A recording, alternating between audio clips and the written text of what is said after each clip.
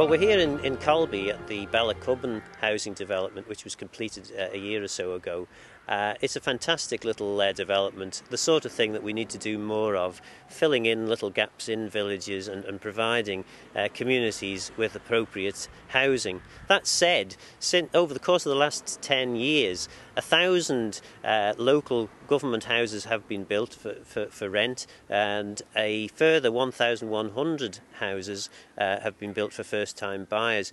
On average, 438 houses a year have been built over the last 10 years, added to which the 6,000 or so public sector houses, most of those have now been upgraded to have better insulation and better boilers and things to ensure more energy efficient use.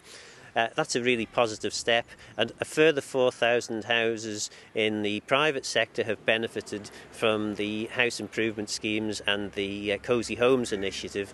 Again, improving between 2002 and 2008 houses. I think we've had something in the region of a third reduction in the number of unfit properties, largely due to these schemes. So an awful lot of work has been going on. A lot of government money being spent in terms of improving the housing sector. There's a massive £130 million budget planned over the next 5 years, both between local authority housing and government, to again continue the investment in our housing stock.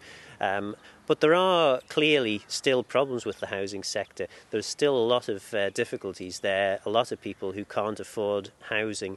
That's why I've been quite keen to promote a piece of legislation to try and get a better understanding about how land transactions work. We've also had the 25% affordable housing initiative introduced, whereby any housing development of more than 8 houses has to include a affordable housing element to it.